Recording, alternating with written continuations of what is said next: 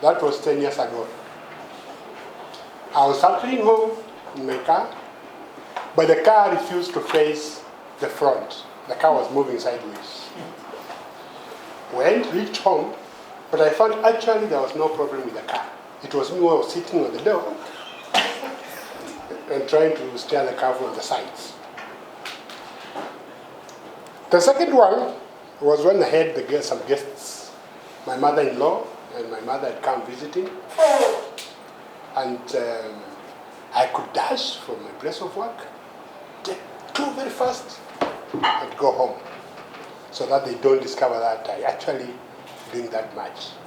But this particular day, I took extra. But at least I had heard somewhere that if you are not drunk, you can stand on one leg and don't fall, with no provocation from anywhere. I decided to show that I'm sober. So I stood on one leg. I went down head first. From there, I rushed to my bedroom and hid. The following day, they were leaving very early, so they left. I left very early also to come to my place of work, and for that time, we never met.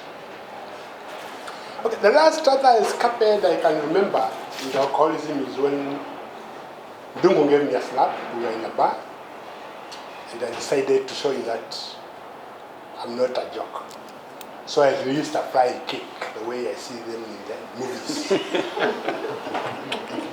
Unfortunately, I don't know what happened. Instead of taking an horizontal momentum, I took vertical momentum. I felt very badly. Okay, I've had very many serious and fun encounters with alcohol, very embarrassing ones. There is a time actually I reached home, I couldn't come out of the car. I slept in the car until morning. Another day, I went with my boys, we met, drank up to morning.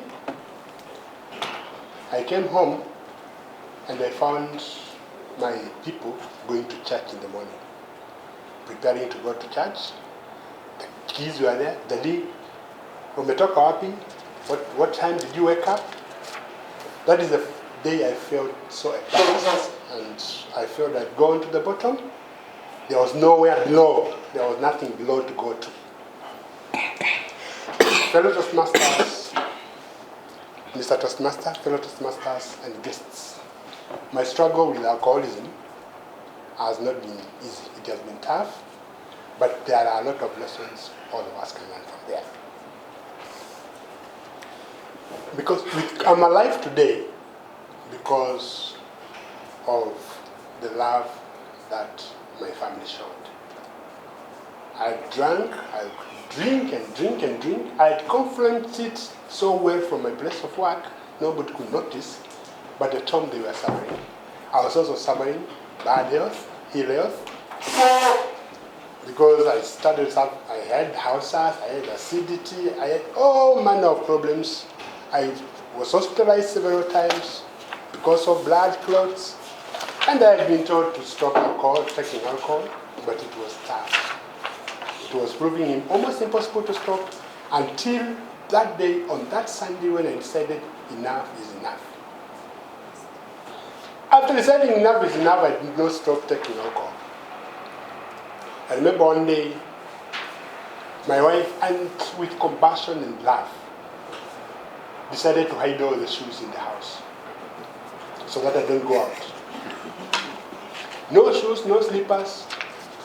But now, no, I must go out. I decided I must go out. I found my son's shoes. It's true. Don't mind. They were actually several sizes below, but I had to go out.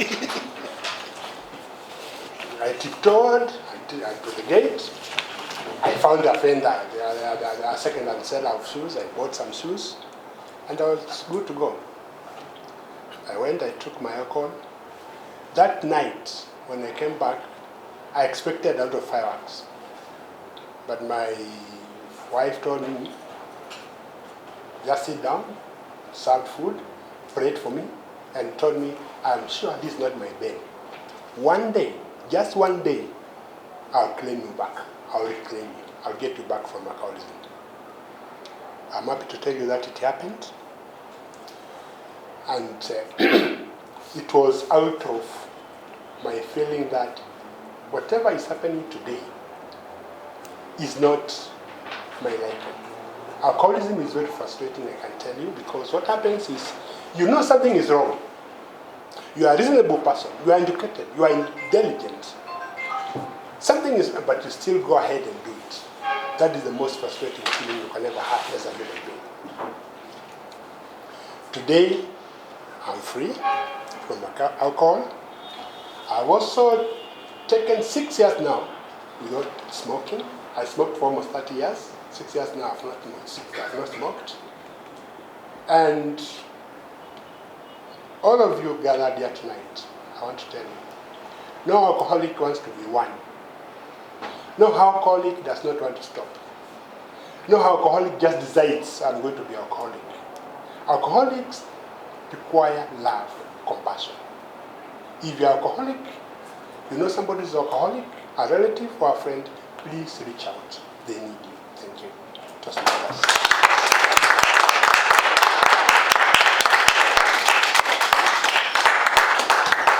Thank you, Ben, for that very wonderful, very insightful, very honest and vivid encounter that you have shared with us. You have taught us